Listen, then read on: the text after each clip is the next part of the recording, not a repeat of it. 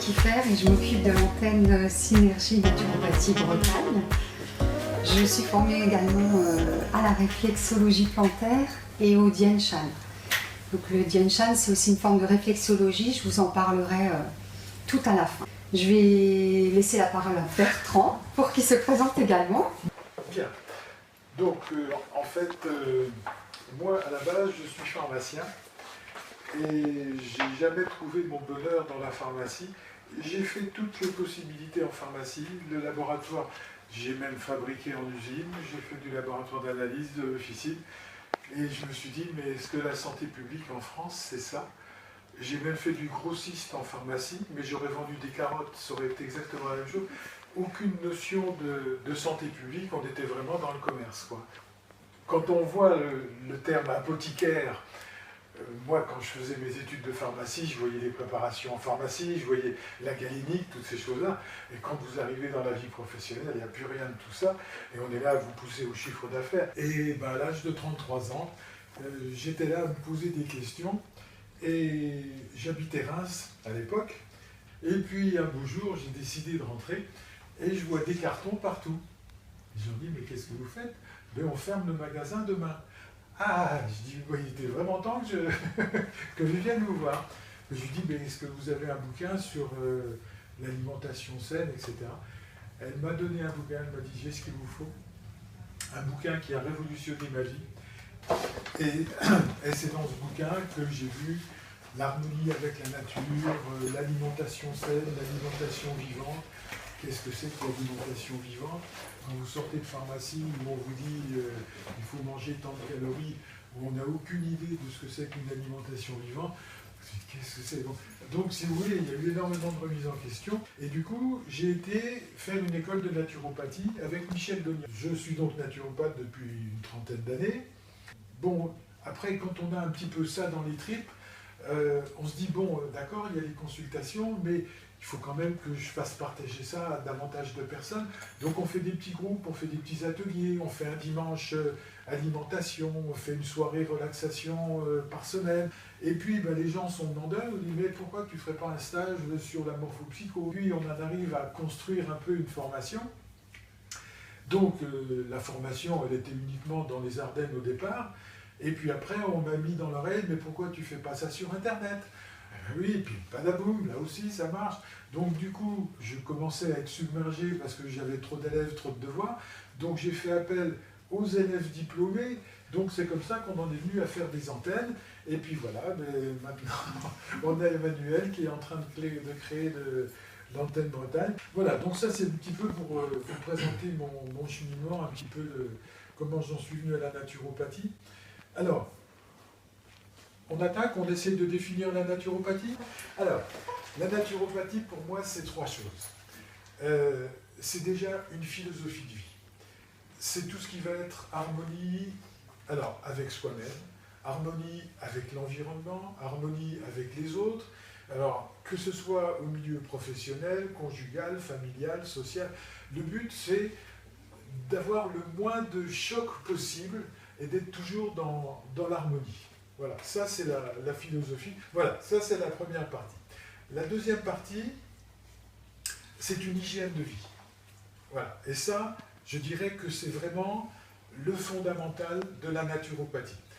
En caricaturant, je vais vous dire que le médecin, c'est celui qui connaît la maladie. Le pharmacien, c'est celui qui connaît les médicaments. Et le naturopathe, c'est celui qui connaît la santé. Donc, la vraie santé, on devrait par nous-mêmes pouvoir la conserver et pouvoir la gérer. On ne doit pas avoir besoin de quelqu'un d'autre. Alors, la naturopathie, c'est, on va dire, il y a 5 piliers. C'est les 5 piliers de la naturopathie. On a déjà l'alimentation saine. L'alimentation saine, comme je vous disais tout à l'heure à propos des Esséniens, ça doit déjà être une alimentation vivante. C'est-à-dire qu'on est tous des mangeurs de photons, de lumière. Si on mange des légumes frais, crus, si on mange des fruits frais, crus de la région, là on est dans l'énergie, là on est dans le vivant. Donc tout ce qui est mort va nous encrasser, alors que tout ce qui est vivant va au contraire nous amener de l'énergie. Alors, il y a une autre chose aussi, il y a l'alimentation, mais il y a la façon de manger aussi. Si vous mangez sur un coin de table, vite fait, bien fait, en regardant la télé, ou en vous occupant des enfants, ou en faisant un problème de maths, c'est zéro. Il faut être concentré sur ce qu'on fait. Hein. Voilà, tout ça, c'est du b.a.-ba, mais il faut le rappeler. Donc, alimentation saine. Ensuite, on a l'exercice physique. Si vous restez un légume, eh ben, le sang ne circulera pas. On a des membres, il faut les utiliser. Hein. Donc, l'exercice physique. Après, vous n'êtes pas obligé de vous tuer à faire un sport. Non, vous pouvez faire de la marche, vous pouvez aller aux champignons, vous pouvez... Mais ce qu'il faut, c'est voilà, se bouger. Et si possible, dans un environnement agréable. C'est sûr, bon, faire de la musculation, moi je veux bien, mais faire ça dans une salle où on est 50 à transpirer, non, sortez le vélo et puis allez faire du vélo dehors, par exemple. Voilà. Donc, alimentation, exercice physique. Ensuite, on a quelque chose de très important, tout ce qui est équilibre psycho-émotionnel. Ça, c'est fondamental. Vous pouvez très bien manger, faire du sport. Si vous avez un problème relationnel avec quelqu'un, ou si vous avez une épée de Damoclès sur la tête, ça ne va pas tourner rond et ça ne va pas aller. Alors ça, c'est du vécu à ce que je vous raconte. Ça s'est passé en consultation. C'est un monsieur d'une quarantaine d'années qui vient me voir pour des problèmes d'estomac, mal de ventre, etc. Je dis, bon, je fais un questionnement, est-ce que tout va bien, etc., sur tous les plans. Il me dit, oui, il n'y a pas de souci, tout va bien. Bon. Je dis, bah, écoutez, allez-y. Bon, moi, je fais un petit peu de massage, donc je commence à lui masser le ventre, et effectivement, il avait l'estomac très dur. Je dis, oui, effectivement, je comprends. Alors, je lui dis, bon, je lui détends donc l'estomac, et je lui dis, en principe, c'est solutionné, mais si ça revient d'ici 2-3 jours, surtout, recontactez-moi et on approfondira le problème. Et pouf, 3 jours après, il me téléphone, il dit, ça y est, c'est revenu. Je dis, bon, bah, écoutez, il faut là, sérieusement, qu'on passe en revue votre vie, parce que s'il n'y avait pas un problème, le simple fait de masser comme c'était bien solutionné, ça n'aurait pas dû revenir. Si ça revient, c'est qu'il y a un problème dont vous n'êtes pas conscient et qui est là. Bon. Et non, on fait le tour, il n'arrive pas à trouver d'où vient le problème. Et il me dit, écoutez, je pars en vacances la semaine prochaine, donc on se reverra dans 15 jours. Ah, je lui dis alors les vacances. Ah, il me dit génial. Et je dis oui, génial, mais comment ça génial? Ben, soleil, farniate, oui, mais l'estomac. Ah, l'estomac, aucun problème.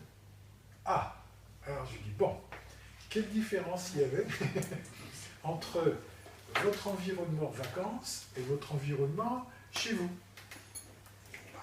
Non. Ah, mon épouse n'était pas avec moi. Ben, écoutez, il y a un problème. Mais vous voyez, ça peut être complètement inconscient. Hein, c'est un état qui vient progressivement et on ne s'en rend pas compte. Et c'est ça, la vraie naturopathie, c'est ça. C'est aller vraiment chercher la cause de la cause de la cause. J'aurais très bien pu lui dire, bon, il y a un problème d'estomac, eh ben, on va prendre un petit peu d'argile et puis on va vous faire un pansement gastrique, comme ça il y aura peu de problème. Bon, ça aurait été de l'antisymptomatique, mais on n'aurait pas été chercher la cause première, donc on n'aurait pas solutionné le problème. Après ça, donc, l'équilibre, le sommeil, très important le sommeil. Quelqu'un qui ne dort pas bien, c'est qu'il y a quelque chose qui tourne pas rond. Soit c'est le stress, soit c'est du surmenage, mais c'est que la machine tourne trop vite. Ou alors, il y a une mauvaise organisation dans la vie. Par exemple, quelqu'un qui va faire du sport intensif le soir avant de se coucher. Bon, moi je me souviens, j'avais un copain qui avait une Subaru. Et il venait avec sa Subaru, il venait faire les cours justement à l'école. Mais la Subaru, c'est un moteur de dingue, quoi. Hein. Donc il faut chauffer la voiture pendant 10 minutes avant de l'utiliser. Puis après, une fois que vous l'avez utilisée, il faut la laisser tourner 10 minutes pour qu'elle sorte. Mais je dirais qu'au niveau du sommeil, c'est exactement la même chose. Si vous tournez à 100 à l'heure, si vous faites un match de tennis, par exemple, à 8h du soir, et que vous voulez vous endormir à 10h, c'est pas possible. Vous allez avoir tout le stress, l'adrénaline du match, et donc vous allez vous endormir à minuit ou 1h du matin, quoi. Donc, on a l'ordinateur, le téléphone, voilà, en les plus, mauvaises s'il y a lumières, tous ces les lumières trucs-là, bleues, voilà, qui nous exactement. empêchent de dormir, qui nous énervent. Alors, je récapitule donc l'alimentation, l'exercice physique, l'équilibre psycho-émotionnel et le sommeil. Et le dernier, c'est tout ce qui va être but de vie. But de vie, j'allais dire même spiritualité. Il y a tellement de gens qui sont bousculés par la vie parce qu'ils n'ont aucune direction de vie. C'est dingue. En consultation, le nombre de personnes. Et qu'est-ce que vous faites de votre vie? Non, rien de spécial. Alors, mais ça peut être n'importe quoi. Ça peut être l'éducation des enfants, ça peut être faire partie d'une association, faire n'importe quoi. Mais avoir un but, avoir une motivation. Si vous n'avez pas de motivation, vous êtes comme le voilier qui est sans gouvernail, quoi. Hein. Vous allez être à la merci du premier coup de vent et vous ne pourrez pas diriger. Donc moi j'enchaîne sur les techniques naturopathiques. Donc les techniques naturopathiques, c'est ce qu'on va utiliser lors d'un entretien avec les personnes en consultation. Mais elles vont nous donner des informations dont les personnes ne seront peut-être pas forcément conscientes. Ou ça va nous donner des informations pour rétablir la réalité des choses. Parce qu'il y a des personnes qui vont grossir le problème ou minimiser le problème. Donc on utilise par exemple l'iridologie, c'est l'étude de l'iris. Vous en avez déjà entendu parler? Oui. Donc on peut voir les taches de toxines, on peut voir l'état du système nerveux, si on est très énervé, si le système nerveux est trop plat, qui ne fait pas son travail pour l'équilibre. On peut voir également, d'après la couleur des yeux des personnes, si la personne a les yeux bleus, elle va avoir plus de problèmes arthritiques. Celle qui a des yeux marrons va avoir plutôt des problèmes de circulation sanguine. Mais ce n'est pas quelque chose qui va arriver forcément si la personne a une bonne hygiène de vie. Voilà. Et quand on voit des choses en iridologie, on n'affirme pas à la personne ce qu'on voit. Parce qu'il faut également lui dire les choses sous forme de questionnaire, parce que c'est quelque chose qui peut apparaître dans l'œil, mais qui était là dans le passé et qui n'est plus là aujourd'hui. Ou qui peut évoluer et qui était là et qui a disparu. Je m'en avais belle. Vous avez compris. Donc voilà, ça c'est pour l'iridologie. Après, on peut utiliser le bilan oriental. Donc le bilan oriental, ça va être les couleurs de la peau. Ceux qui ont une peau, par exemple, très rouge, ils peuvent avoir de l'hypertension. Ceux qui ont une peau un peu violette, ils peuvent avoir des problèmes respiratoires. On peut voir également les taches sur la peau ou les boutons qui apparaissent. On va regarder la couleur des boutons, s'ils sont rouges, s'ils sont plutôt blancs. Donc là, ça c'est en rapport avec les sortes de toxines qu'on a dans le corps. Les boutons blancs, c'est... Pour la nature. L'espace. Bonjour. Oui.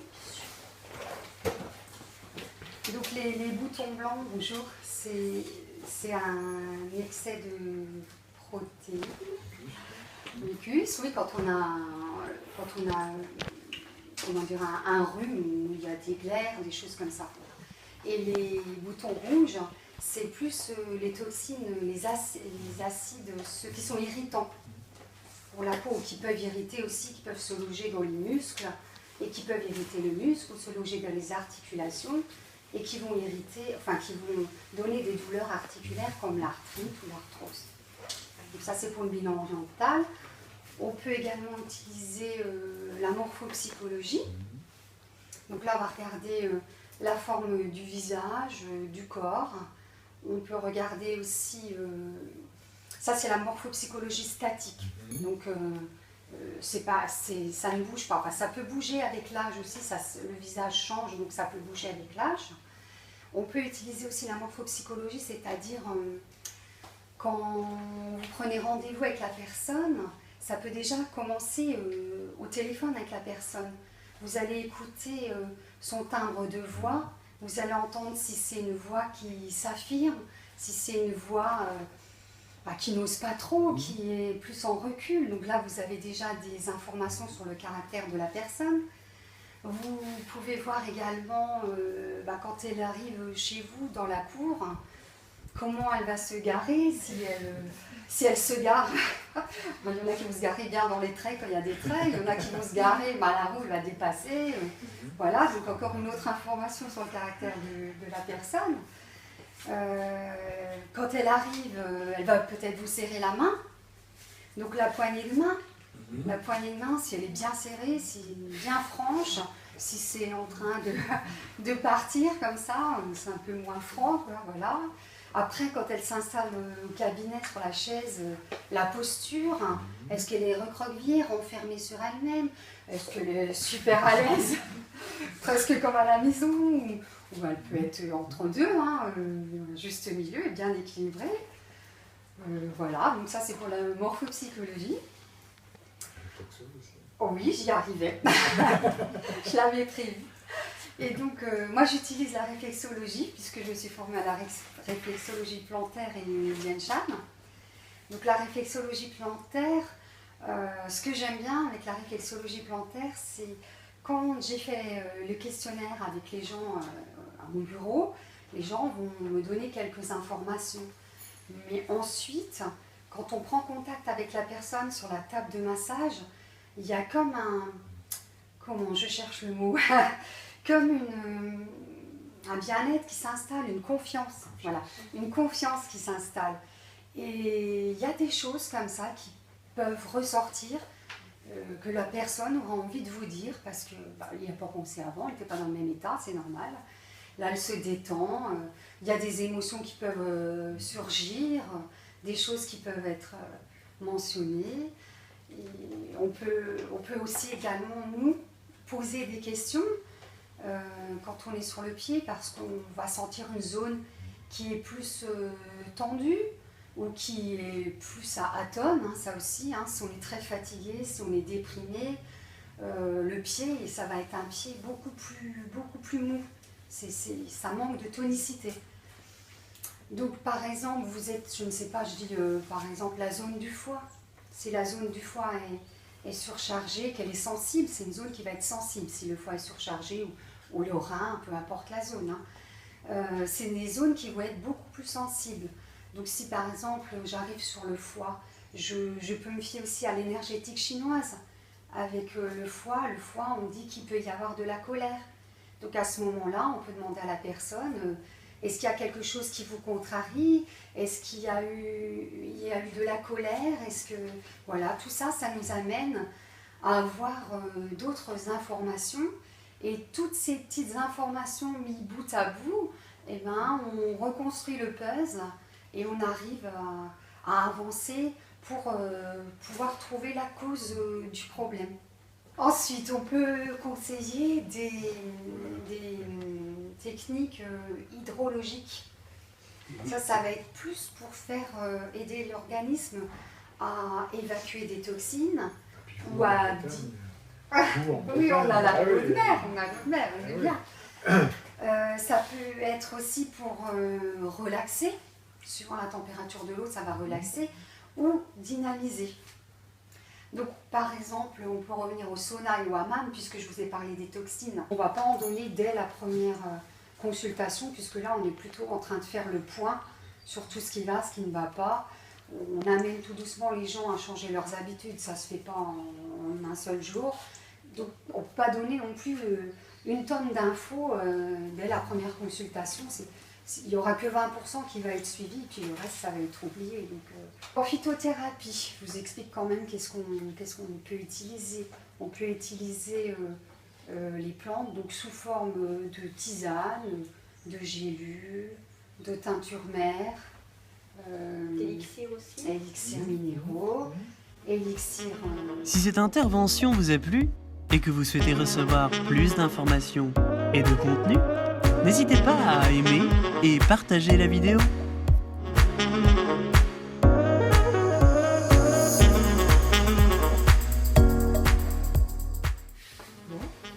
On commence. Allez, clac. Oui. C'est ton voyons. On s'est partagé les tâches. Je raconte ma petite histoire. Elle est pas mal aussi. Alors ça, C'est c'est très bavarde. Moi, je ne ferais pas aussi. tu m'arrêtes. Déjà, j'ai pas l'habitude, forcément. Non, c'est une dame qui arrive. Entrez. Entrez. Cette chaise. Vous savez, un petit peu comme un directeur d'usine fait un petit peu le tour des différents services le matin pour stimuler son personnel. Imaginez Napoléon avec son armée, la grande armée, il les stimulait. Voilà. Donc j'en étais à ma petite histoire. Oui. Il avait mal à l'estomac. Ensuite, Voilà, donc ça c'était la petite histoire. il y a un rhume, ça va être plus le sauna qu'on va utiliser. C'est celui-là, c'est l'humidité qui va faire ressortir les glaires et les mucus. Et pour les choses qui irritent le muscle, ça va être plus... j'ai inversé. C'est le hammam et voilà. Et l'autre, hein, c'est le sauna. Je m'en suis aperçue. Je fais une pause. Je fais une pause, je souffle. Et je vais boire un petit coup. On tient compte aussi des analyses de laboratoire, bien sûr, qui sont prescrites par les médecins. Je m'arrête. C'est vrai.